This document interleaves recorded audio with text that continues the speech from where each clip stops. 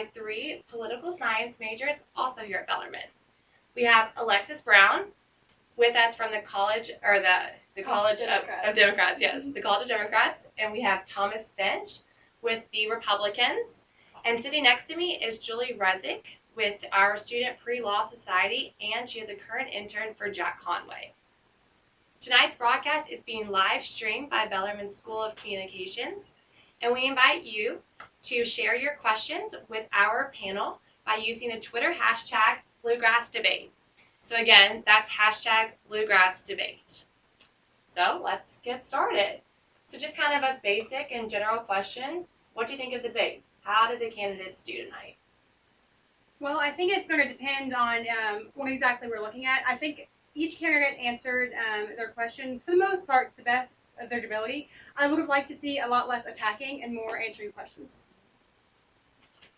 I'd agree with Julie on that. I felt like the attacking and mudslinging came out in full force, which is not unusual for the first debate. But aside from that, they all answered the questions and they got their stances out there for everyone to see. So in that sense, it was a very good debate. I definitely agree as well, except I do feel like some of the questions weren't answered to the full capability. The mudslinging kind of got in the way of that. So. And in your all's opinion, was there an obvious winner? Did any candidate extremely stand out? Did a candidate not do so hot? Kind of what happened? I feel like there was a strong winner. I'm a huge supporter of Jack Conway. I felt like he was honest, transparent, and be clear. I felt like Bevin kind of skirted the answers, and that was difficult for me to overlook. I'm going to agree with Alexis, well, obviously, as I interned for Jack Conway. But I'm going to have to say that Drew Curtis stood out to me a lot. He was very personable, he was witty, very likable, and gave strong answers to every question. I'd agree that Drew Curtis did stand out, but I felt that Matt Bevin really did what he meant to do in this first debate. He wanted to get out there. He wanted to go on the offensive. And while I might not agree with that as a political stance, that was his goal. And in that sense, he was very victorious. He got his name out there, and I'm sure he got a lot of the hardline Republicans tweeting him right now, retweeting, and really energizing the base. So I think a lot of the audience would agree with you all saying that Drew Curtis stood out. And we're actually looking at a live tweet board right now, and there's so many tweets about Drew Curtis. As Julie said, he was likable, he was personable, and he was very funny, he was witty. So do you think he made a name for himself in this debate, or do you think he'll be another independent candidate that's just going to kind of fall to the back? I'd like to see Drew Curtis make a name for himself, because I think he had very well supported arguments, and I like that he stood away from the mudslinging and refused to participate in all that. But with this race, I do think it is going to come down to Bevin and Conway. I'm sorry, you can go ahead. That's the case with any political race. I don't think there's ever been an independent who really makes a strong case for themselves other than Ross Perot. But he did a good job in getting his name out there. He was a breath of fresh air, because there's a lot of just anger up there, and he was always there to just kind of relax the audience, make us laugh. It was fun. Yeah, I definitely agree, except I agree that I don't believe that he will really have much say in this race, but I would like to see him later on. He was really refreshing and funny, so. I have to say, I love that he has his wife as his candidate. That's something you don't see every day, and that shows not only a very strong marriage, but just a willingness to go out and to explore new areas. And where he came out and said, my wife and I have different beliefs, and that's why we would make a strong team, which I like. You like to see two candidates with varying, beliefs that can get along and do that. And that's what you want to see in politics. That's what everyone wants to see. The biggest complaint about Congress right now is that they're too far left and too far right, and then no one wants to meet in the middle. So you mentioned marriage.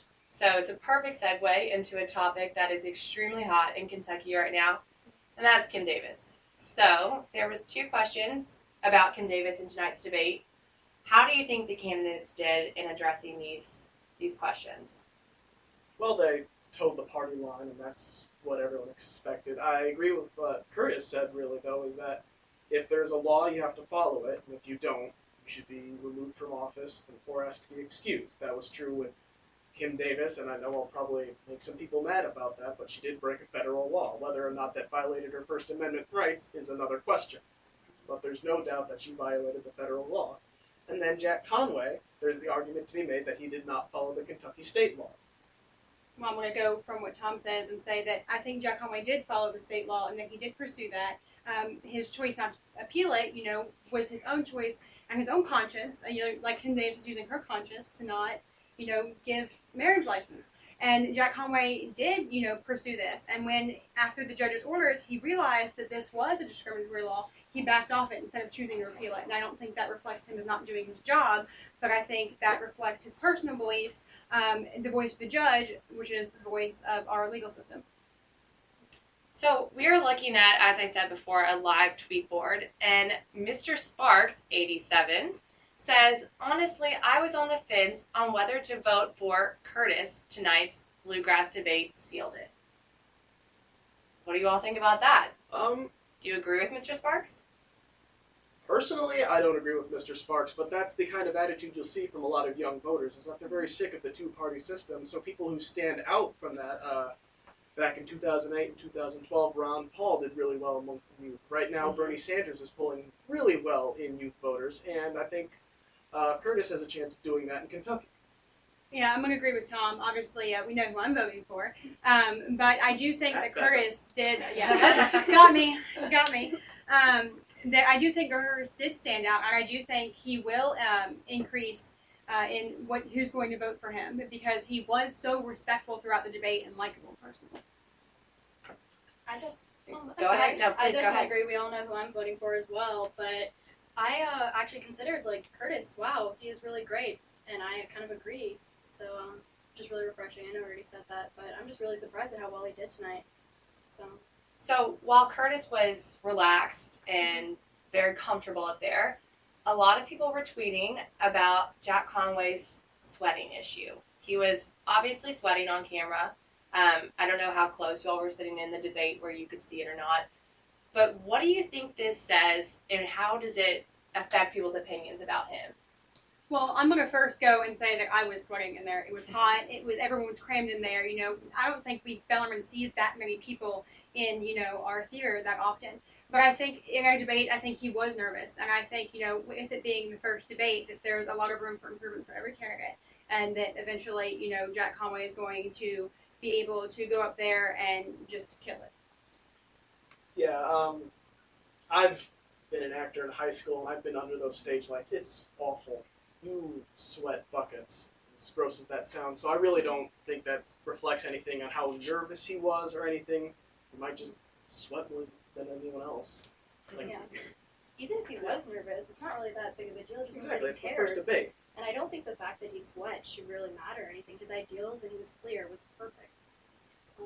Now, what do you think about the attacks that Matt Bevin made on Conway? Did these attribute to his sweating? Or he was obviously attacking him in multiple ways. So what do you all think about that? And what does it say? Was it a smart tactic by Bevin or no? Well, it's entirely possible that it put him on edge. I was watching the debate, and anytime Bevin attacked him, he was able to laugh it off. Whether that was just nervous laughter or laughing at the accusations, we don't know. But Bevin's strategy to go at Conway was very clear from the outset. And if he wanted to make him nervous, I think he had some success in doing so. I don't know how you would rank that or how you would measure that, but I think he did have some success in putting him on edge. And I think it was very clear throughout the entire debate that Matt Bevin was the aggressor in the mudslinging. And I'm not sure it made me like him. It didn't make him personable. It didn't do anything really for him. And actually, I think it might have pulled some people away from him. I felt like he was a bully, quite frankly. Like, he was just mudslinging, and he wasn't answering any questions, specifically. He was just putting blame. So, it's not easy to like a bully, and I definitely did not like him there. Well, you guys say bully. People out there are going to say that he was a very strong-looking candidate. So That is true. you have to know, let's say Conway had went out there on the attack. I'm sure you guys would be saying he was very confident in his stances. Most definitely. Well, I think yes, and I think Bevin was confident, but I think in Bevin's attack, it didn't help him at all because he didn't answer the questions to the full extent, and that's what I would like to see. I would like to see more of Bevin answer the questions. as several of the panelists and as Conway pointed out, some of Bevin's views throughout the campaign have conflicted, and I would like to know, in listening to him right there, which he sided with, and instead of telling us that, he just chose to attack Conway. And that's the problem with American politics, is that you can go through an entire debate by avoiding questions, and as long as you make yourself appear confident, you're going to do very well. I disagree. If you're not answering questions, then I don't think you are a winner. You're not putting your points out there. No. But I think also, to build off your point, Alexis, I think, as political science majors, we're trained to look at, both aspects, and not everyone's going to do that. They're going to look at their own party and be like, yeah, Bevin's attacking, he's being strong, or we're saying he's evading. And so I think it depends on your general audience as well. Yeah, and I think we're exceptions to the rules. Like you said, we are trained to look and see whether they're answering the questions. That's what we're supposed to do. So, in your all's opinion, what was the biggest issue that stood out during this debate? And was it thoroughly discussed, and was it thoroughly resolved for the people watching? I think the pension plan really stood out. That's a problem facing not only Kentucky, but states across the country, that no one really knows what to do after making these big promises to workers in the past that now we can't keep up with. Do we go back on those promises, or do we change it for people who haven't yet retired but are on the brink of doing so? How is that going to make our state look? It's going to be a very tough question to ask, and unfortunately, I don't think anyone had a real clear answer, at least in this debate. I know that all three candidates have made stances clear and their plans clear, but they can't do that in the 1 minute provided. I think for me, the big issue, which didn't appear as much as the pension said, was women's rights. As someone who will be attending law school in the fall, I would like to hear more about how they plan with our legal system to protect women's rights. I don't think any candidate really answered that question. Yes, they all have female running mates, but that doesn't really answer questions, particularly as to how they're going to help the common woman who's not in politics, who's not running with them, who's not standing alongside them, how they're going to help the general public. Exactly, and that's also on the question askers, I guess, for lack of a better term, for not putting out questions like that. That is a very important problem in Kentucky. Like, I had no idea that there was a sexual assault case in Lexington. Or Frankfurt, sorry. Yeah, also, I'm a little confused on, Matt Bevin's stance on early education. Before, I thought that he wasn't as concerned with it, but then at the debate, he changed his mind. I'm a little confused, and I wish I would have been able to hear more of his stance on that. And any final concluding comments about the debate tonight? I'm looking forward to see the next debate and see how this clears up a little bit, if the candidates are able to answer our questions a little more carefully and with a little more knowledge. I think the gloves came off, and it can only get worse from here. I can get better now that they know what they're looking for. I'm looking forward to clear answers as well. Okay, so in wrapping up tonight, I would like to thank again our three panelists for joining us this evening to talk about the debate on campus. So we want to thank Alexis, Thomas, and Julie again. And Election Day in Kentucky is November 3rd. So if you are a student and you are not registered to vote, you can contact the Student Activity Center.